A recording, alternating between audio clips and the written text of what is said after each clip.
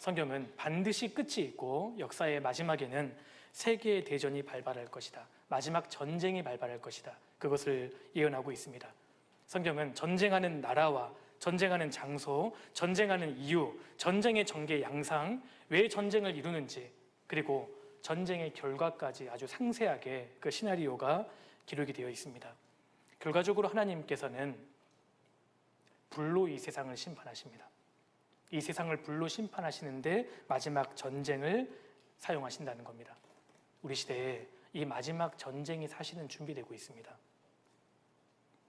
마지막 전쟁을 일으키는 나라가 어떤 나라일까요? 러시아입니다. 성경이 러시아라고 예언되어 있습니다. 러시아가 이스라엘을 공격할 겁니다. 그렇게 마지막 전쟁이 시작합니다. 에스겔 38장 넘겨보시겠습니다. 남은 시간에는 마지막 전쟁에 대해서 좀 말씀을 드릴까 합니다. 에스겔 38장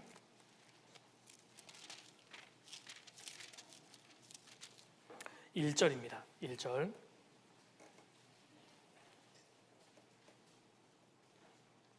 여러분, 에스겔 성경은 지금으로부터 2600년 전의 기록입니다. 이것을 염두하고 보시길 바랍니다. 1절. 여호와의 말씀이 내게 임하여 가라사대 인자야 너는 마국 땅에 있는 곧 로스와 메섹과 두발 왕에게로 얼굴을 향하고 그를 쳐서 예언하여. 자, 앞에 보십시오. 하나님께서 에스겔 선지자에게 말씀하시는 겁니다. 너는 마국 땅에 있는 곡에게 예언하라는 겁니다. 이런 예로부터 러시아 땅을 마국 땅이라고 불렀습니다. 마곡입니다. 마곡 땅에 있는 곡입니다. 곡이 뭐냐? 로스와 메섹과 두발 왕이라는 겁니다. 여러분, 로스는 러시아의 어원입니다. 러시아가 됩니다. 여러분, 민족에게다가 마지막 A를 붙이면 나라 이름이 됩니다. 여러분, 코리아라고 하면 고려인들의 나라라는 뜻입니다. 차이나라고 하면 진의 나라라는 뜻이지 않습니까?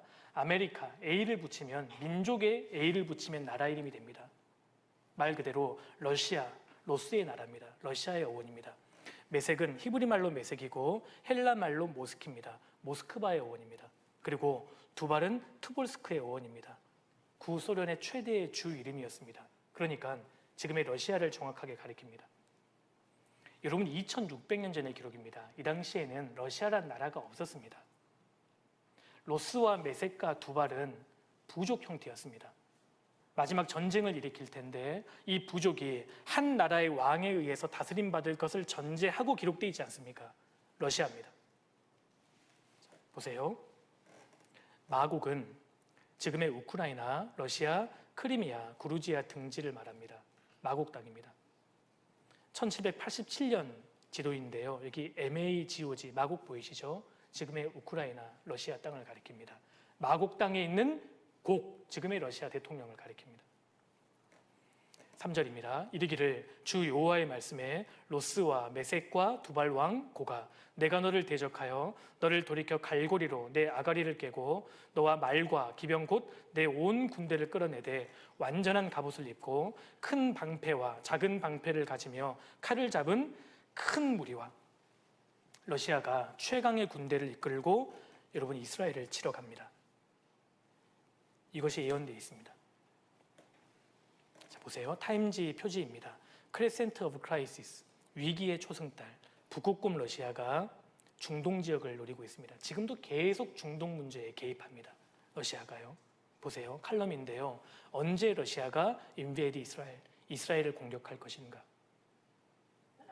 에스겔 38장과 39장에 그 답이 있다는 겁니다. 지금 우리가 보고 있는 성경입니다. 2600년 전의 기록입니다. 왜 곡이 러시아일까? 언어학적인 증거, 역사적인 증거, 지리적인 증거가 있는데요. 제가 언어학적인 증거만 소개해 드리겠습니다. 고대 언어의 연구로 세계적인 권위자인 게네시우스 박사는 로스가 러시아의 어원이고 두발이 투볼스크, 메섹이 모스크바의 어원이며 이들의 종족이 분명히 현재의 러시아인을 구성하고 있다고 말하고 있다. 러시아입니다. 확실히 러시아를 가리킵니다. 보세요. 옛날 지도인데요. 지금의 러시아인데 메섹입니다. 메섹. 그리고 투발입니다. MAGOG, 마곡 땅입니다. 마곡 땅. 마곡 땅에 있는 러시아인 겁니다. 여기 토볼스크 보이십니까? 구소련의 최대의 주 이름이었습니다. 2600년 전만 하더라도 이들의 종족이 무관했다는 겁니다. 마지막 때가 되면 이들의 종족이 한 왕에 의해 다스림 받을 것이다. 이걸 전제하고 기록하고 있습니다. 여러분 이거 우연이 아닙니다. 보십시오. 러시아는 슬라브족과 바랑고이족이 9세기 초부터 점차 결집해서 루스라는 국가를 형성했다. AD 9세기경입니다. 여러분 에스겔 성경은 2600년 전의 기록입니다. 그러니까 최소 1500년이 지나서 최초의 러시아가 국가 형태가 된 겁니다. AD 9세기경에 키우 루스 말입니다. 키우가 수도였습니다. 지금 이제 우크라이나 수도지요. 키우 루스입니다. 동슬라브인이 세운 최초의 국가로 루스의 어원은 노를 젓는 사람, 항해자라는 뜻입니다. 로스입니다. 로스. AD 940년경에 키우 루스라는 최초의 국가 형태가 됩니다. 이것이 최초의 러시아 나라입니다. 15절에 근데 내가 내 곧더 극한 북방에서 많은 백성 곧 다 말을 탄 큰 떼와 능한 군대와 함께 오되. 러시아 입장에서 고토는 극한 북방입니다. 실제입니다. 러시아 땅은 극한 북방입니다. 지금 이 러시아 대통령입니다. 푸틴입니다. 올해 5월달 신문입니다. 푸틴은 5번째 취임식을 가졌습니다. 그리고 전술 핵무기 훈련 지시합니다. 마지막 전쟁은 핵전쟁이 될 겁니다. 러시아 대규모 군사훈련을 벌이고 있다. 우크라이나를 공격했는데 이것을 보면 앞으로 러시아가 이스라엘을 치는 것이 가능하다는 것이 실감납니다. 실제로 전쟁을 일으킵니다. 더구나 러시아는 세계에서 가장 많은 핵무기를 보유하고 있는 나라입니다. 성경은 분명히 예언합니다. 마지막 전쟁은 핵전쟁이 될 겁니다. 제가 이따 보여드릴게요. 자, 러시아 재작년 신문입니다. 국가 존립에 위협이 있을 때 핵무기 사용할 것이다. 여차하면 분리할 때 핵무기 사용할 것이다. 지금 엄포를 놓고 있습니다. 자, 그런데 러시아가 이스라엘을 공격합니다. 8절 보십시오. 8절. 여러 날 후 곧 말년에 내가 명령을 받고 그 땅 곧 오래 황무하였던 이스라엘 산에 이르리니 그 땅 백성은 칼을 벗어나서 열국에서부터 모여 들어오며 이방에서부터 나와서 다 평안히 거하는 중이라. 정확하게 이스라엘입니다. 자 보세요. 여러 날 후 곧 분명히 말년입니다. 역사의 마지막입니다. 말년에 그 땅 곧 오래 황무하였던 이스라엘 산에 이를 것이다. 2000년 동안 실제로 이스라엘 땅은 황무지가 되어 있었습니다. 그 땅 백성은 유대인들은 칼을 벗어나서 세계 열국에서부터 모여 들어와서 지금은 다 평안히 거하고 있을 것이다. 우리 시대 아닙니까? 우리 시대에 다 모여 들어온 겁니다. 내일 자세하게 제가 설명드리겠습니다. 얼마나 진술이 구체적입니까? 왜 이스라엘을 공격하느냐? 경제적인 목적으로 공격할 것이다. 그것까지 예언되어 있습니다. 12절 보십시오. 12절. 물건을 겁탈하며 노력하리라 하고 내 손을 들어서 황무하였다가 지금 사람이 거처하는 땅과 열국 중에서 모여서 짐승과 재물을 얻고 세상 중앙에 거하는 백성을 치고자 할 때, 세상 중앙에 거하는 백성은 유대인들을 가리킵니다. 이스라엘입니다.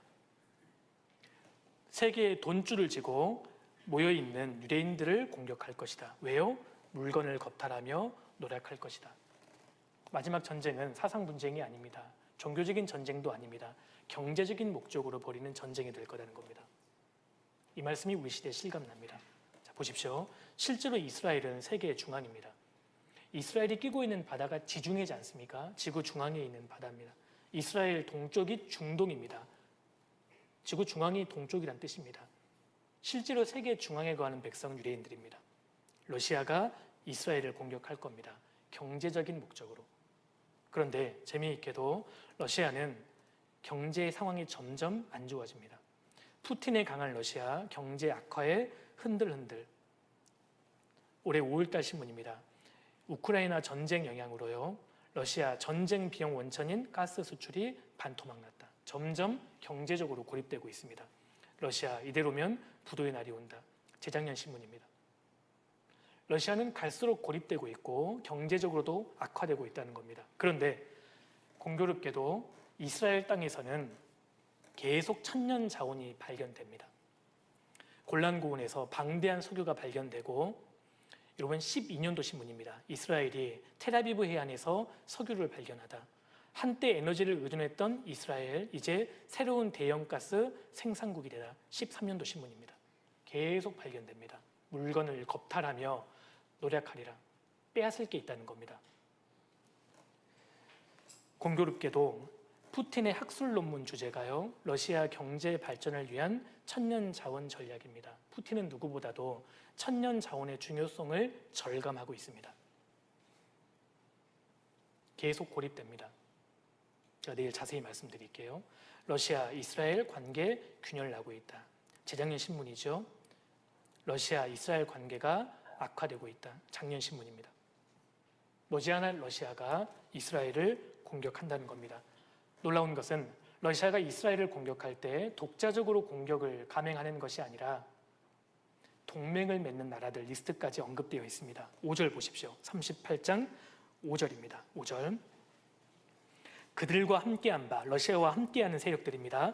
방패와 투구를 갖춘 바사와 구스와 붓과 고멜과 그 모든 때와 극한 북방의 도갈마 족속과 그 모든 때 곧 많은 백성의 무리를 너와 함께 끌어내리라. 여러분 2600년 전의 기록입니다. 자, 보십시오.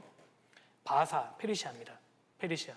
1935년도에 바사, 페르시아 나라 이름을 이란으로 바꿨습니다. 지금의 이란입니다. 이란과 구스는 에티오피아입니다.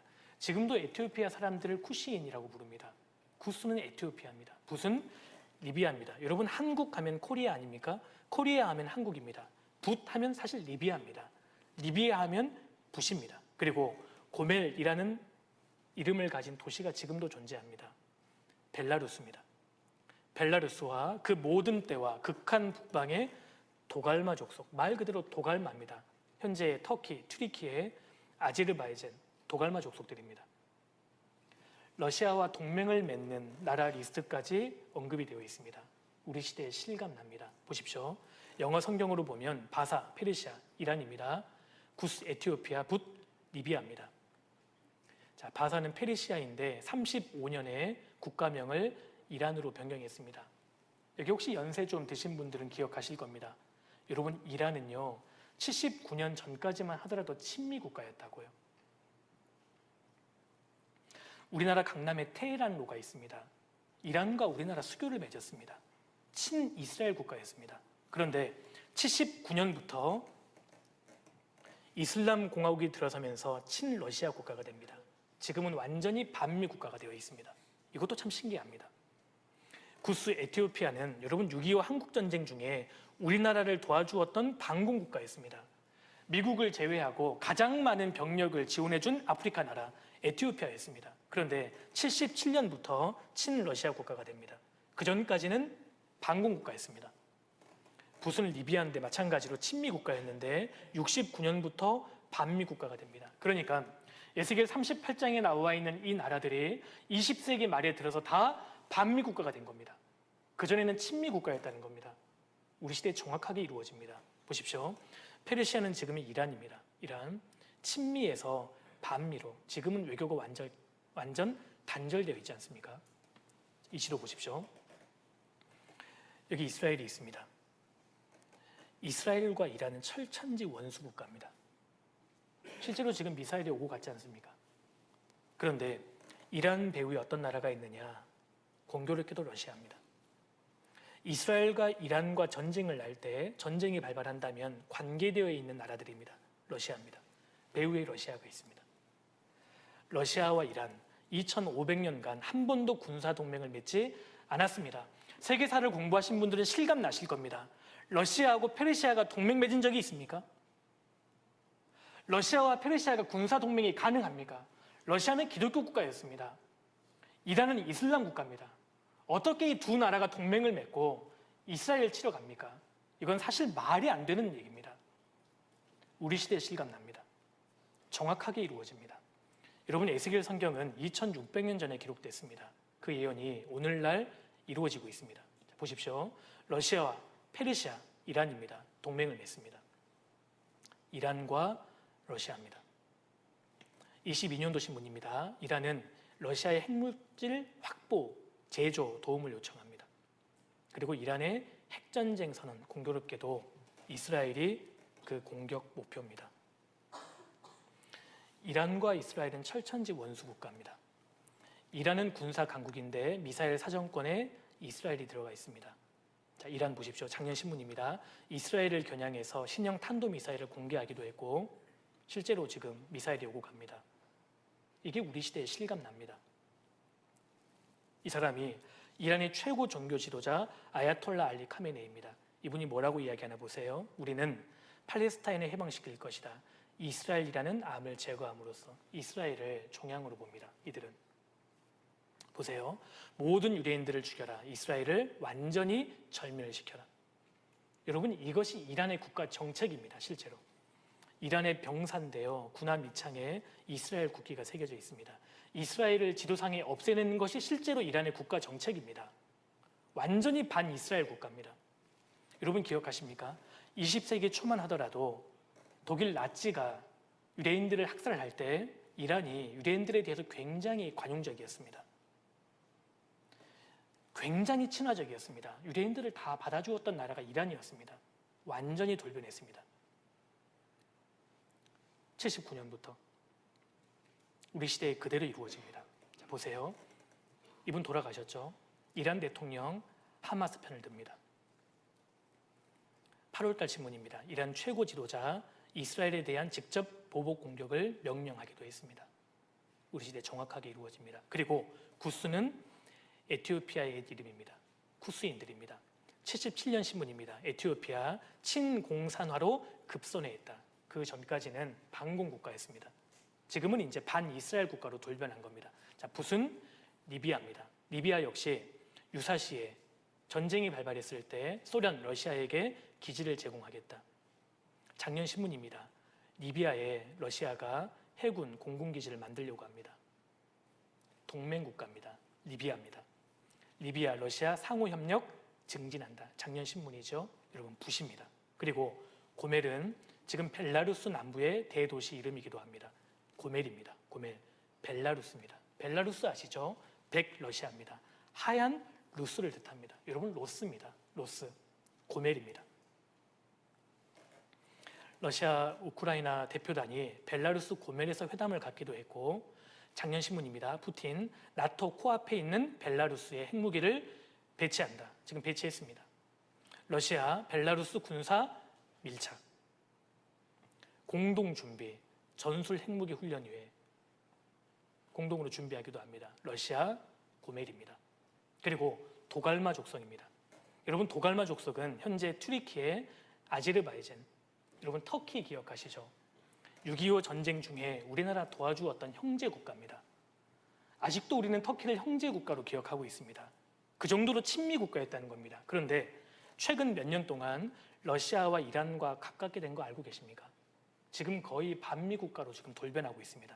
터키입니다. 16년 신문입니다. 함부로 애틋하게 터키, 러시아 경제 패권 강화에 밀월 관계에 들어섰다. 함부로 애틋하게 푸틴, 고기입니다. 에르도안, 도갈마 족속의 대통령입니다.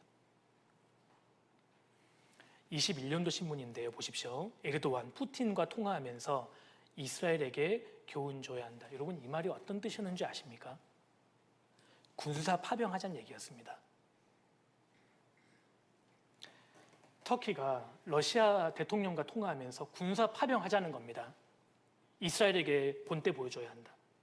지금 이런 얘기가 계속 나오고 있습니다. 자, 미국과 터키 66년 동맹에서 이젠 적으로 돌아서는 지금 거의 이제 반미 국가화 되고 있죠. 튀르키예 대통령 에르도안은 유엔 총회에 참여해서 이스라엘 국기를 보이면서 지도를 보이면서 이스라엘은 지도상에 사라져야 한다. 이런 말을 서슴지 않습니다. 에르도안이 하마스를 편듭니다. 이스라엘 방문 취소하기도 하고 러시아, 거기죠. 터키, 도갈마 족속, 이란, 바사입니다. 세 개 국가의 외무장관이 유엔에서 회동하기도 합니다. 올해 1월달 신문입니다. 에르도안, 튀르키예는 테러와의 전쟁에서 이란 지지하겠다. 7월달 신문입니다. 팔레스타인을 돕겠다. 필요하다면 가자 전쟁에 개입하겠다. 지금 완전히 반이스라엘 국가입니다. 보십시오. 바사입니다. 고기입니다. 도갈마 족속입니다. 우리 시대에 그대로 성취되고 있습니다. 그리고 터키, 아제르바이잔 다 도갈마 족속입니다. 다 튀르크인들입니다. 여러분, 도갈마 족속입니다. 그러니까 에스겔 38장에 나와 있는 이 나라 리스트를 지도상의 색칠해 보면 이스라엘을 중심으로 완전히 동서남북을 에워싸고 있다는 걸 볼 수 있습니다. 마지막 전쟁이 이렇게 될 겁니다. 이스라엘을 공격합니다. 더 재미있는 것은 러시아가 주변국들을 대동하고 이스라엘을 공격할 때 러시아를 비난하는 세력들도 성경에 기록되어 있다는 겁니다. 이스라엘 편을 들 나라들까지 기록되어 있습니다. 38장 13절 보십시오. 우리 시대에 실감납니다. 13절. 스바와 드단과 다시스의 상고와 그 부자들이 내게 이르기를 내가 탈취하러 왔느냐, 내가 내 무리를 모아 노략하고자 하느냐, 은과 금을 빼앗으며 짐승과 재물을 취하며 물건을 크게 약탈하여 가고자 하느냐 하리라 하셨다 하라. 여러분, 2600년 전의 기록입니다. 자, 보세요. 러시아를 비난하는 국가들입니다. 먼저 스바와 드단입니다. 여러분, 스바와 드단이 지금 어딘지 아십니까? 사우디입니다. 사우디아라비아, 걸프 국가들입니다. 그리고 다시스의 상고라고 되어 있죠. 다시스는 예로부터 스페인을 가리켰고요. 다시스의 상고는 지금의 서부 유럽, 북부 유럽을 통칭합니다. 지금 대부분 나토 국가들입니다. 그리고 그 부자들. 부자들 나눠주에 보면 1번 젊은 사자라고 되어 있습니다. 예로부터 사자가 그 나라를 대표했던 나라가 있습니다. 대영제국입니다. 그리고 영국 대영제국이 개척했던 신대륙입니다. 말 그대로 젊은 사자들입니다. 미국, 캐나다, 호주 같은 나라들입니다. 공교롭게도 그 나라들은 아주 부유하죠. 부자들입니다. 이런 복수로 기록되어 있습니다. 젊은 사자들 말입니다. 우리 시대의 국제 정세와 정확하게 일치합니다. 보십시오. 스바와 드단은 아라비아 반도입니다. 현재 사우디, 쿠웨이트, 카타르, 오만, 아랍에미레이트 이런 나라들입니다. 이 나라들은 이슬람 국가이긴 하지만 온건파, 순위파에 속합니다. 하나같이 이란과 대적 관계이고 지금 미국과 동맹 관계입니다. 이것도 참 신기합니다. 스바와 드단입니다. 자, 보세요. 옛날 지도인데 스바와 드단 보이시죠? 아라비아 반도입니다. 지금의 사우디아라비아입니다. 스바와 드단입니다. 사우디아라비아입니다. 재미있는 것은 자, 보세요. 사우디아라비아, 이스라엘이 여기 있습니다. 지금 밀월 관계에 들어서 있습니다. 사우디아라비아는 예로부터 친미 국가입니다. 그리고 이란과는 사실 라이벌 국가입니다. 이것도 참 신기합니다. 여러분, 사우디의 종교가 뭡니까? 이슬람이지 않습니까? 이란의 종교는요, 이슬람입니다. 동맹을 맺으려면 이렇게 맺어야 되는 것 아니겠습니까? 근데 지금 이렇게 동맹을 맺고 있다는 겁니다. 스바와 드단입니다. 여러분, 사우디는 온건파, 순위파의 수장이고 이란은 과격파입니다. 시아파의 수장입니다. 종교적으로도 사실 라이벌 관계입니다. 79년 전만 하더라도 미국이 이렇게 이야기했습니다. 중동에 정말 든든한 두 개의 기둥이 있다. 하나는 사우디고 하나는 이란이다. 이렇게까지 표현했습니다. 이란이 이렇게 돌변할 줄 어떻게 알았습니까? 그대로 성취되고 있는 겁니다. 자, 보세요. 사우디는 이스라엘인들 자기 땅에 살 권리 있다. 여러분, 이 말은 하면 안 됩니다. 사실 이슬람 국가의 수장이에요. 어떻게 유대인을 인정합니까? 근데 지금 인정합니다. 사우디 이스라엘 국적기에 정식 영공 개방했다. 사상 처음 있는 일입니다. 사우디 왕자가 하마스 비판합니다. 이스라엘 편을 들었습니다. 이란은요, 하마스 편을 들었지 않습니까? 스바와 드단입니다. 보십시오. 이스라엘과 사우디, 아랍에미레이트, 바레인, 이란에 대해서 방위 동맹 논의한다. 여러분, 이 나라들이 하나같이 스바와 드단 국가들입니다. 이스라엘 외무장관이 걸프 아랍 국가들과 불가침 조약을 추진한다. 스바와 드단 국가입니다. 자, 보십시오. 이란 대 이스라엘과 사우디 연합의 대결이 시작됐다. 그러니까 지금 러시아가 이란을 대동하고 이스라엘을 공격한다면 가장 그들을 비난하는 나라가 누가 되겠습니까? 사우디입니다. 그렇게 될 수밖에 없습니다. 스바와 드단 국가입니다. 자, 보십시오. 시리아 방문했던 이란 대통령이 작년 신문입니다. 반 이스라엘 연대를 촉구합니다.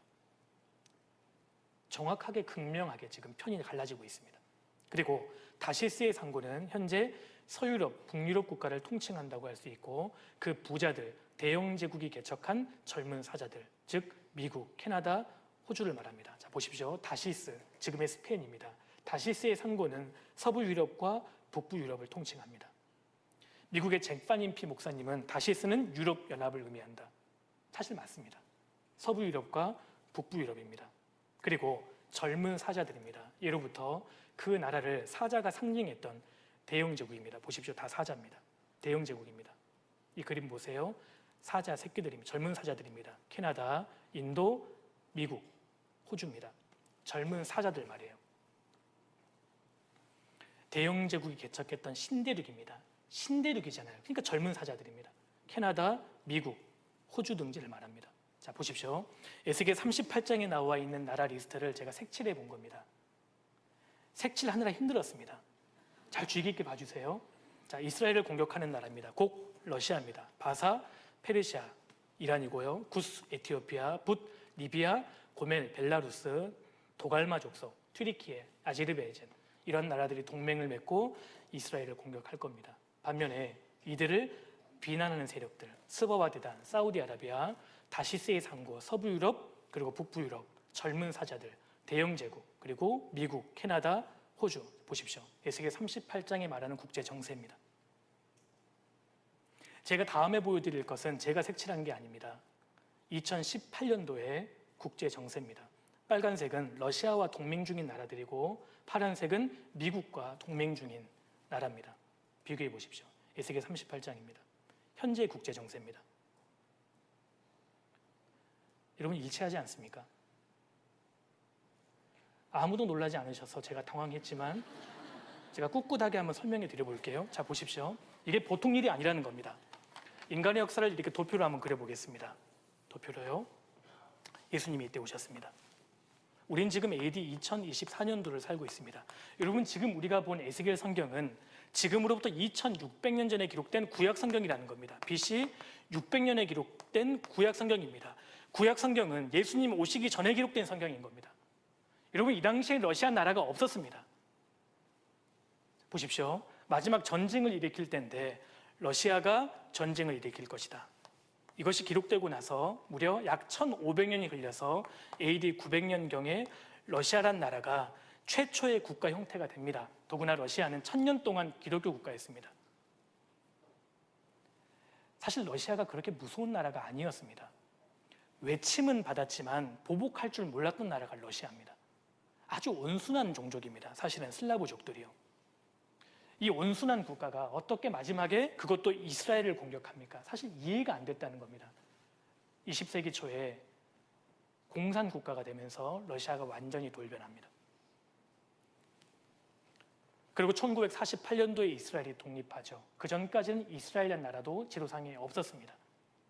그리고 러시아가 동맹을 맺는 나라 중에 여러분 69년도는 리비아입니다. 그전에는 리비아는 친미국가였습니다. 77년도는 에티오피아입니다. 그전에는 친미국가였습니다. 79년도는 이란입니다. 그전에는 친미국가였다는 겁니다. 2018년도 전에는 터키는 완전히 친미국가였습니다. 그 다음부터는 친러시아 국가가 되고 있습니다. 하나같이 20세기 말에 들어와서 에스겔 38장이 정확하게 성취되고 있는 겁니다. 여러분 생각해 보십시오.